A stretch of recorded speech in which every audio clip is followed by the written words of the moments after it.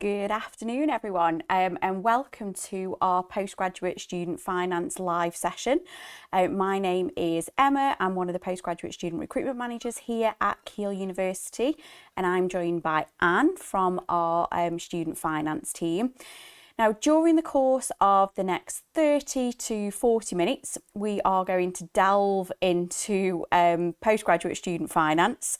So we'll look at postgraduate UK funding, living costs, we'll look at budgeting, also bursaries and scholarships that we have available here at Keele.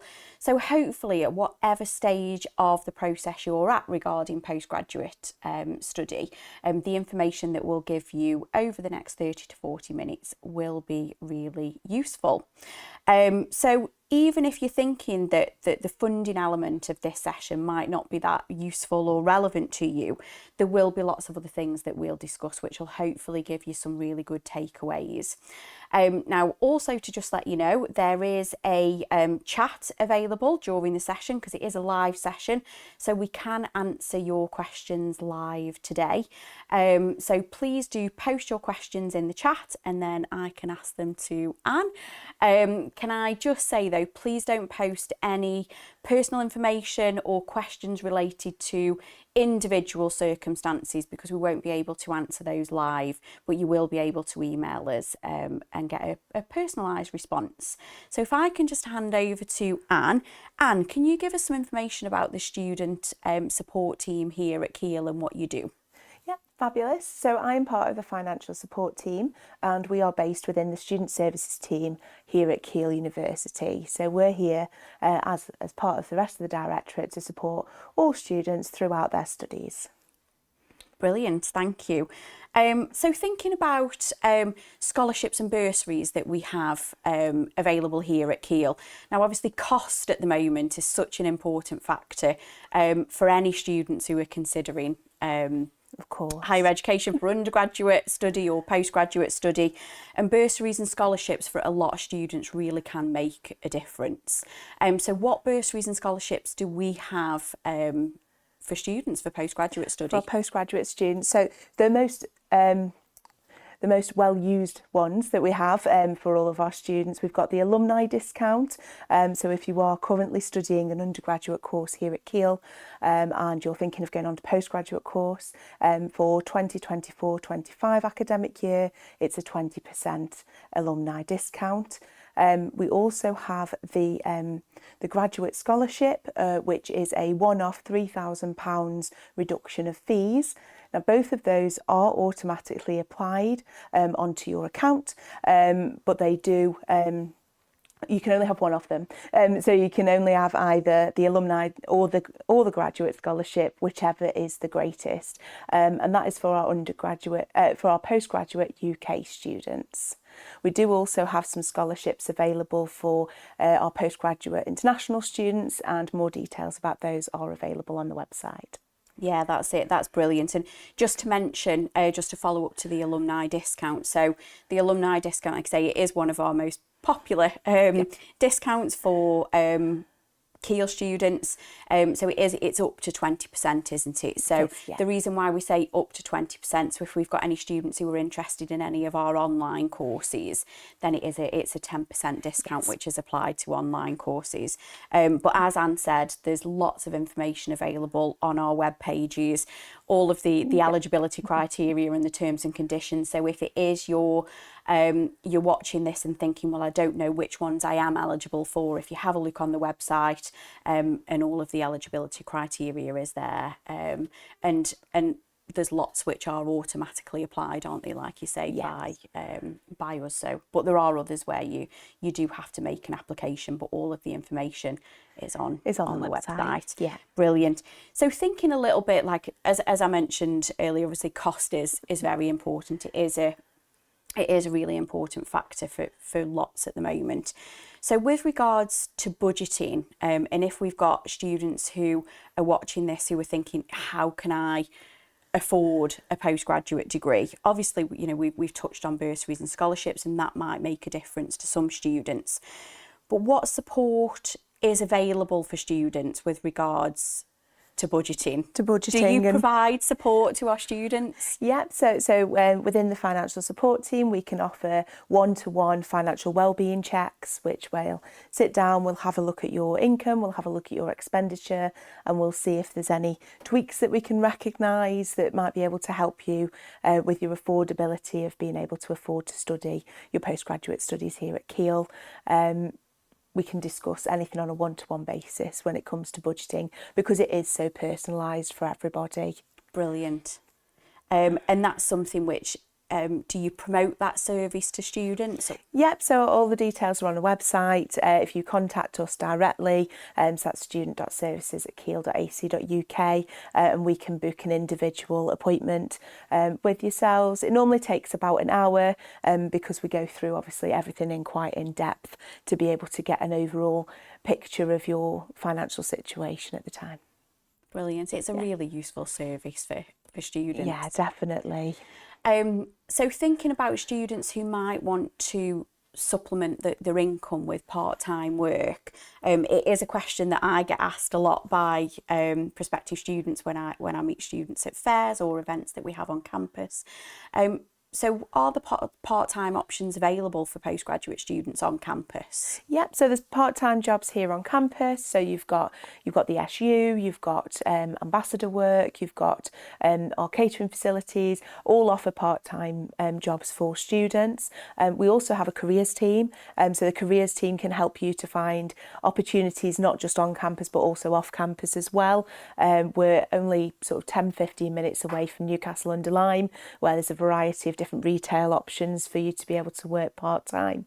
So there is a lot of opportunity out there, and like I say, the careers team can support you in accessing those jobs and upskilling yourself as well, so getting used to interview techniques and making yourself stand out when it comes to getting a job. Brilliant. Yeah, it's really useful. Like I say, it's a question that I get asked a lot, particularly for students who are thinking of studying full-time. They want to know, like I say, how they can generate some additional income. So having part-time work available on campus is really beneficial. It is important, yeah. And we might have some prospective students who are watching and applicants who are watching who are working full-time and they're coming to study part-time. So obviously we are aware that everybody's got very different circumstances, but if anybody's looking for part-time work, we have lots of options available. Yeah. Brilliant. So thinking then about how students can start to prepare themselves for university. Obviously we've only got a few months until our September courses start. So have you got any hints and tips for students to start to prepare for? Start to prepare now, yes. So it might be that you haven't quite picked which course you're doing, or you know what course you're doing already. If you are obviously studying your postgraduate course, then you'll want to look at applying for your master's loan, which will open in the summer. Right now, the best thing I could advise would be to have a look at your current expenditure, your current income. Have you got a job at the moment? Can you start putting some savings aside, ready for when you do start to come to university? I think preparation is key, and if there's any bills that you can work towards shrinking now, that would set you in a really good stead for when you start in September. Brilliant, that's really useful advice. And am I right in thinking that we do have some downloadable content on our website that students can access just as part of that preparation? Yep, so on the financial support team webpage, you'll see making the most of your money. And if you go on there, we've got a spreadsheet where you can put all of your income details, your expenditure details. It'll help you balance all of that out. It's also got sort of tips on how to support you in saving money whilst you are a student. So taking advantage of, say, student discount. You've got student discount with student beans, with totem, with uni days. Lots of different ways to get a discount whilst you are studying. Brilliant. And thinking about bank accounts. Now, as I mentioned, we've obviously got quite a diverse applicant pool. We might have some students who are working already, some who are not, who are in full-time education.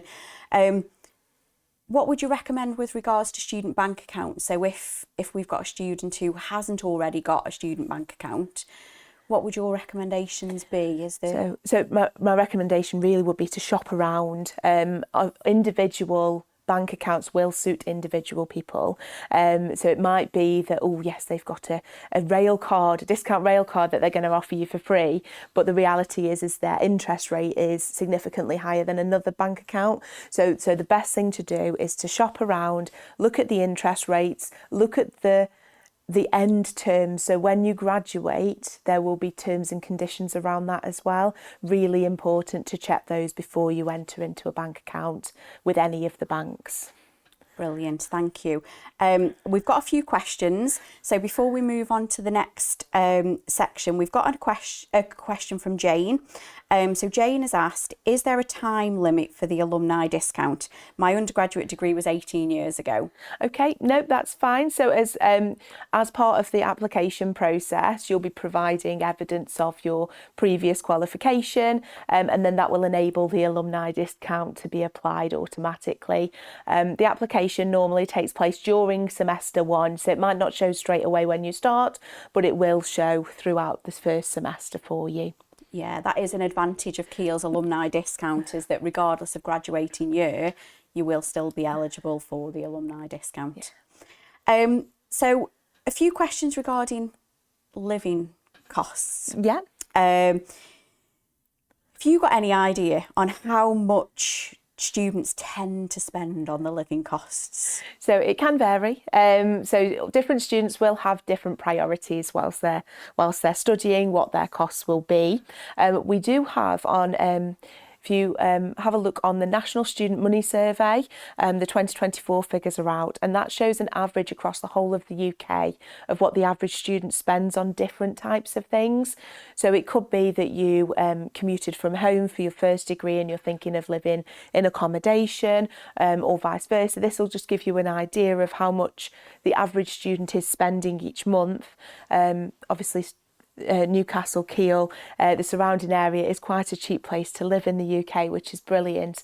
But that National Student Money Survey is really good to be able to give you an idea of how much different things might cost. Yeah, and just helps with that preparation when students are looking at budgeting as well. So that's really useful. So that's NSMS results. Yes, the National Student Money Survey. If you just type it in full, it should come up for you. It's run by Say the Students, so it's all on their website.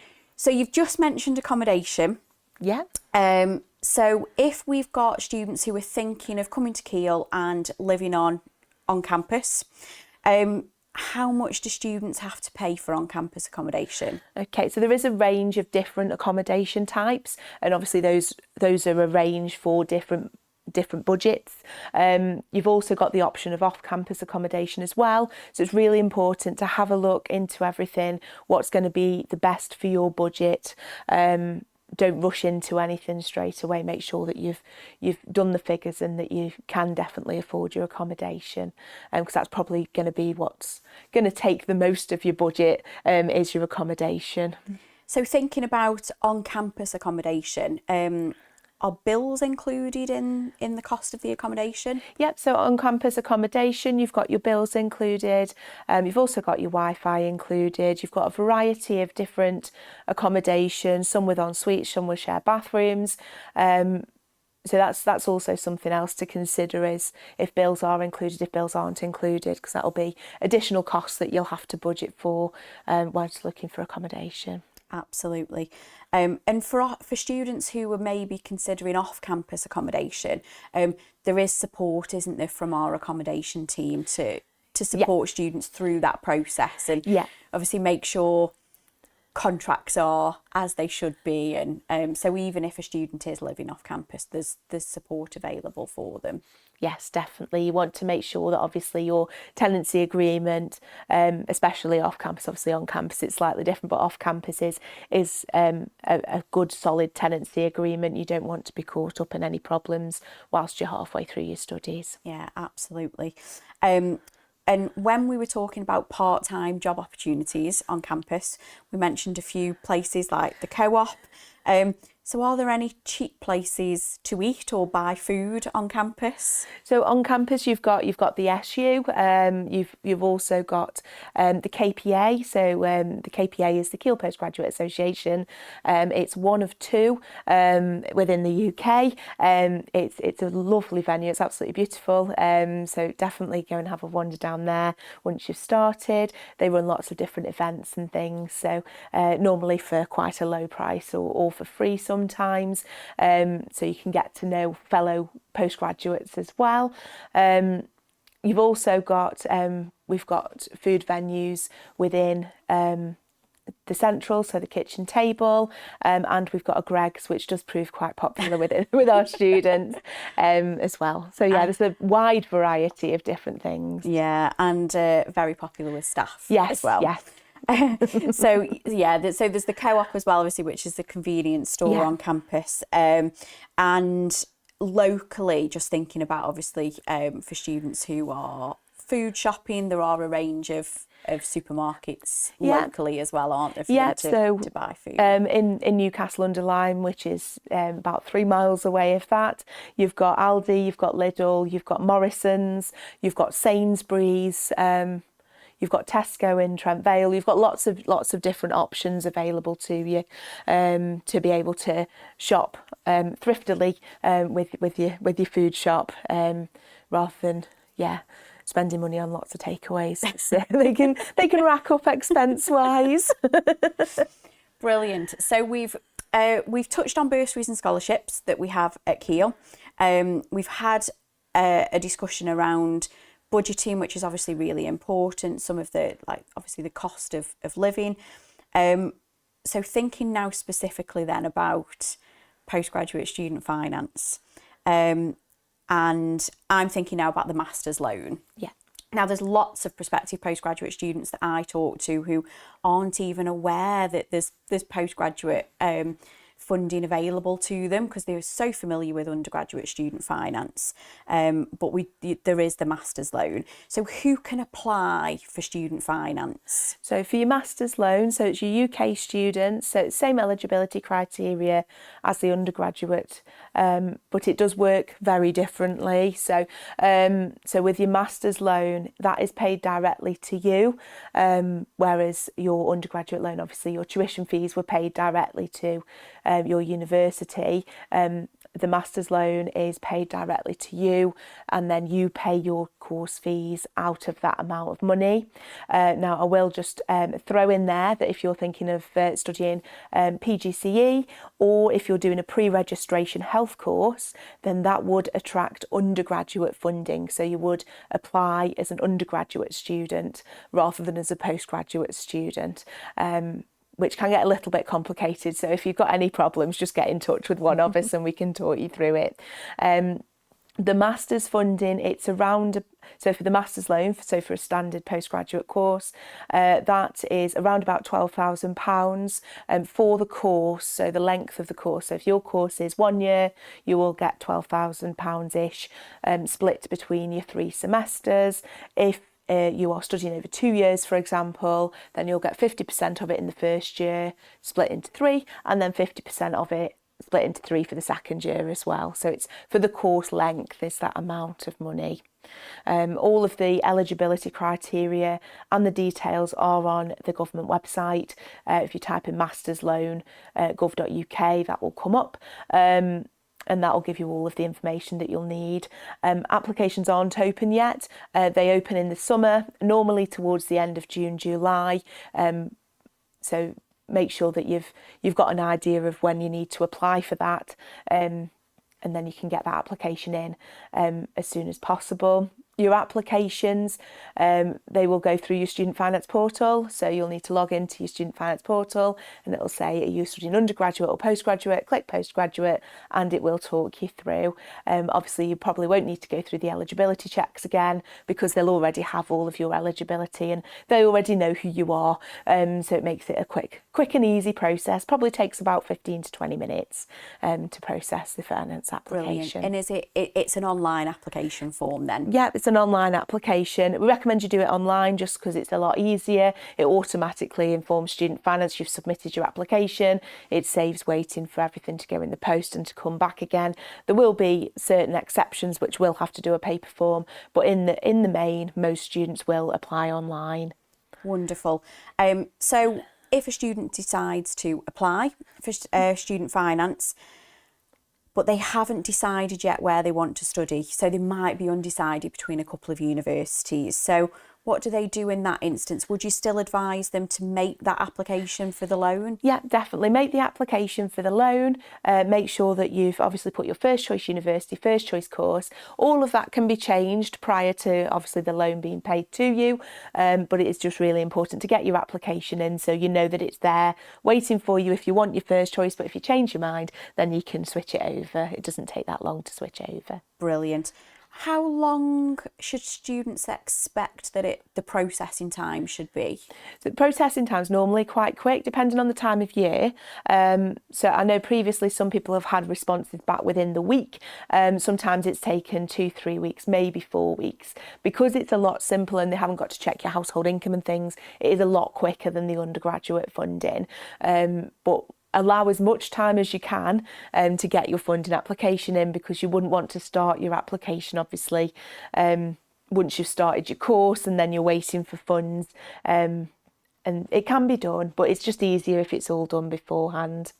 Yeah, that's it. I think that's really good advice. So although applications aren't open yet, our advice would be to make that application sooner rather than later. Yeah. And then, like I say, if they need to change any details, they can always do that before they start. Yeah, definitely. And if you follow Student Finance on social media, Twitter or Instagram or Facebook, they will announce when the postgraduate master's loan funding is open. So then you can get your application in. Like I say, it'll only take 15-20 minutes. It won't take long at all to get that process. Brilliant. So you mentioned that students can use the same portal if they've had undergraduate student finance, but what information will they need to complete their application? So if we're asking students, to get everything ready, make sure they're prepared, what will they need? So you'll definitely need your customer reference number and your password to be able to get into your student finance portal.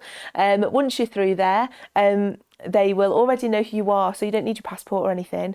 You'll need your first choice university, first choice course, and then it'll guide you through. It doesn't take very long at all, but there's a lot of questions that they don't ask for the postgraduate funding because it's a loan to you directly rather than They don't need to know ins and outs of different things. It's a flat rate. It doesn't fluctuate depending on household income. It's just a flat rate loan.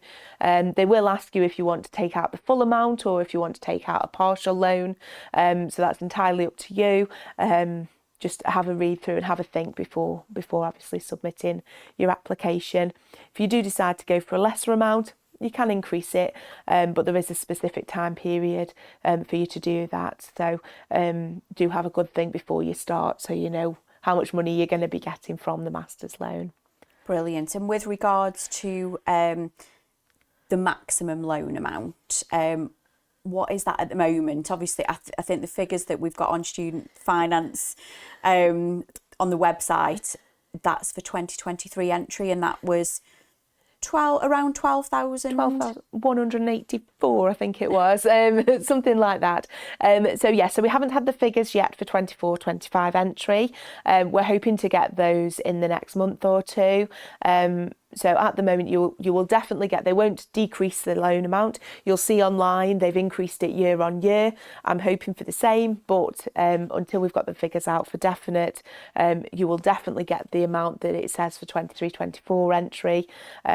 But hopefully it will be updated very shortly, probably once things have settled we're waiting for the government to confirm the amount. So it'll probably be July when we get confirmation. Brilliant. And sorry if you've already mentioned this, Anne, but is the loan means tested? So the master's loan isn't means tested, so it's a flat rate, so all students can apply for it regardless of household income, and it's just there to support you however you need that to support you, so to pay your tuition fees and for your living costs as well. Brilliant. And I think it is important to mention with that master's loan, it is one loan which has to encompass all costs associated with postgraduate study. So it's important that students do realise that, because, like I say, that is one of the main differences between the postgraduate finance and undergraduate student finance. Yes, definitely. So like I say, over summer, make sure that you're putting away as much money as you can towards your living costs. Once you've done the sums with your course fees and your living costs, you might find that you are going to need to lean on some savings or have an additional income to be able to support you whilst you're completing your postgraduate studies. Yeah, so that additional income, we've looked at part-time work, and that might be something which is an option for some students. Are there any other funding options that students might be able to access? Yeah, so I'd recommend all students have a look at the Scholarship Hub. So the Scholarship Hub is run externally, but that is where all companies will put their scholarships. It's recently been taken over and revamped, so it's a lot easier to navigate now. So have a look on there, see if your course is eligible for any of the scholarships that are available on there. Also, it's worth, if you're currently working and your employer is thinking, oh well, they might be able to sponsor you, it's worth an ask there as well. Just think outside the box a little bit when it comes to your postgraduate funding, because you will find that your master's loan, once your course fees have been taken out of it, you will be on a minimum amount to be able to afford to live off. So it is important that you're doing the figures before you start. Brilliant. And also just important to mention that there's different funding in different areas of the UK. So obviously what we discussed at the moment, that is... So it's all Student Finance England, so that's England based. Obviously, if you fall under Student Finance Wales, Student Finance Northern Ireland or a Scottish Awards agency, then it's important that you double check what they can offer you as well. Everything we've mentioned today, Student Finance wise, has been based on Student Finance England. But if you've got any questions, just get in touch. Brilliant. And there is also the doctoral loan as well, isn't there? If we've got any students who are joining us, who are interested in postgraduate research, there is the doctoral loan. Yep, so for our doctoral students, there is the doctoral loan. So that is through Student Finance again. So you'd need to log on with your Student Finance information. That is, again, not open yet. Again, we are waiting for the figures for 24-25 entry. And that is based on the course length. So depending on how many years you are going to be studying your doctoral, then they will split the payments over those years. For doctoral students, you've also got the UKRI scholarships that you can have a look into. They're normally for a set amount of time, so it's really important, if it's for 3 years funding, that you have a contingency plan if your doctoral runs over into a 4th year. Brilliant. We have a few questions in the chat around the same topic. Are there any loans that are available for international students? So for international students, there isn't any government loans, unfortunately. That will be part of the conditions of a visa, that you wouldn't be able to access any public funds. However, you might want to have a look at obviously your home country to see if they offer any educational loans, educational scholarships, things like that. As I mentioned earlier, we do have some bursaries and scholarships available for international students, and they're all available on our website. Brilliant. Yeah, I was just going to say, obviously, there's lots of information on the web pages about bursaries and scholarships that are available for international students as well as home students. So please do take a look at that. Let me just double check on if we've got any other questions. So Jane is now saying Student Finance Hub says loan for 24-25 is now 12,471. There we go, it's been updated whilst you've been online. Fantastic. Wonderful. So I think we've covered all of the questions. So can I just say thank you to everybody for joining us for the Postgraduate Student Finance session. It has been a quick whistle-stop tour of student finance. If you do have any questions, as I mentioned at the beginning, around your personal circumstances and you want to have a chat with colleagues from Anne's team, then they can email in. So what's the best so it's you? student.services@keele.ac.uk, and one of us will get back to you as soon as possible. Brilliant. So thank you very much again for watching. Yeah, thank you, Anne. That Thank was you. really useful information. Like I say, if anybody wants to find out any more information, we do have lots of information about bursaries and scholarships, funding on our web pages. So please do take a look at those. And we do have more live sessions coming up. Again, that information is available on our website. So you can have a look at those and get lots more information about Keele. So thank you very much again, and Thank you. enjoy the rest of your day.